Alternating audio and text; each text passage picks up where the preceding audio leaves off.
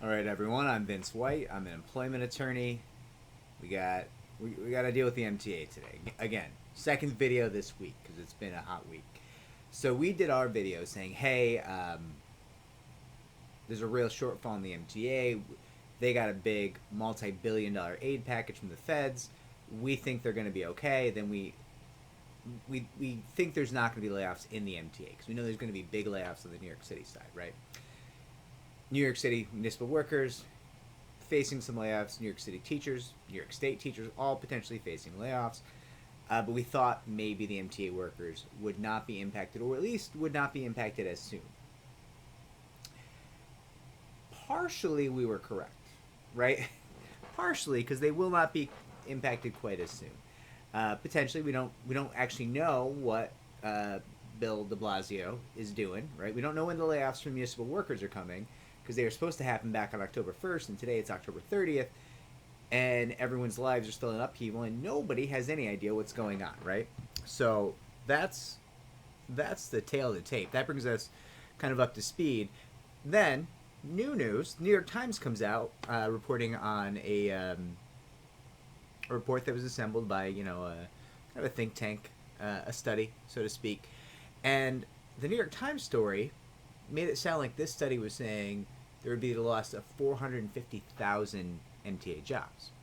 That's not what they said, but there was some ambiguity to the article, and as a result, I received many calls from MTA workers who are like, I don't even think there's 450,000 employees in the MTA. So are we all getting fired? What's going on? What's happening to my life, right? That is not what that article meant. That article does not mean that the service cuts are going to cut 450,000 MTA jobs. That is not what they're saying. Now, what they are saying is still bad. Okay?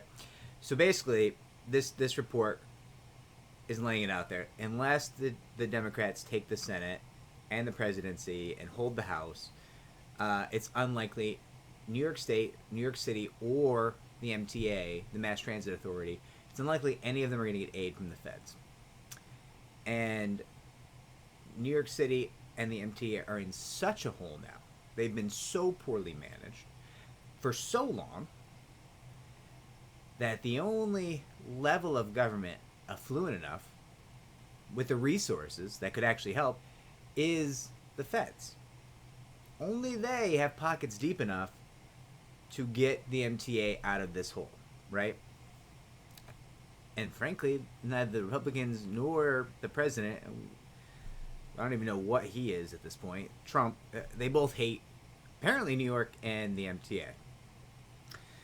So there's no bailout unless the Democrats take the Senate, hold the House, and hopefully get the presidency. That's the MTA's hope, right?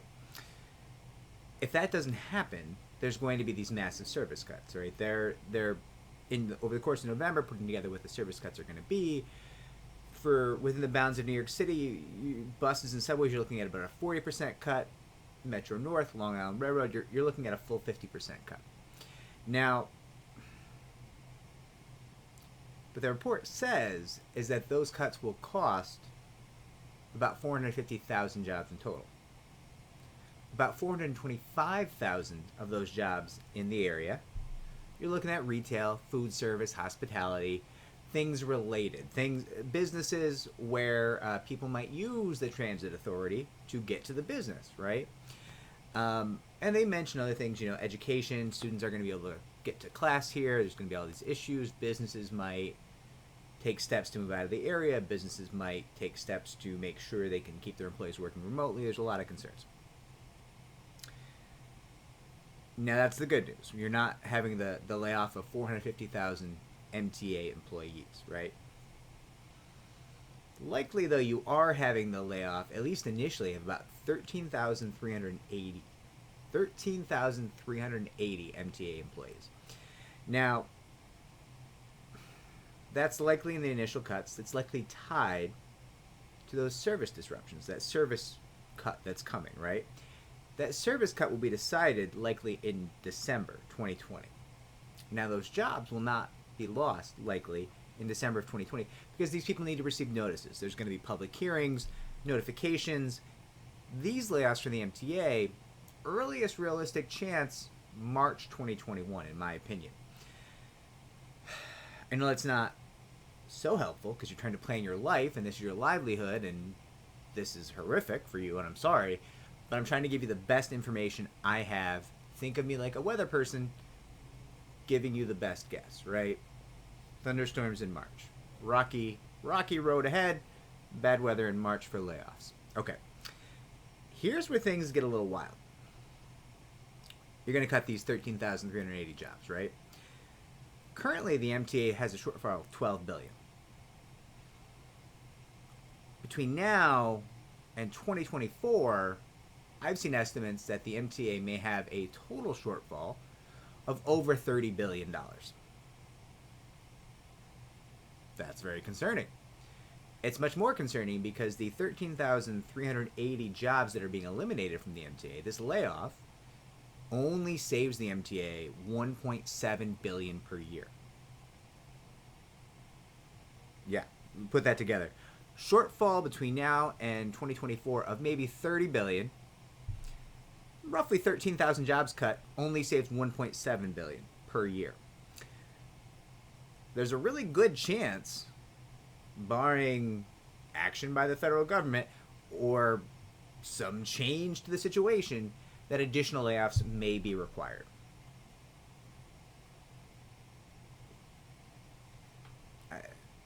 I don't know how else to put it.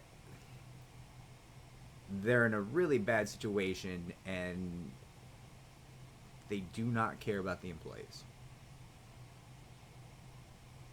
As soon as I know more, I'm going to let you know. I'm sorry to bring you the bad news.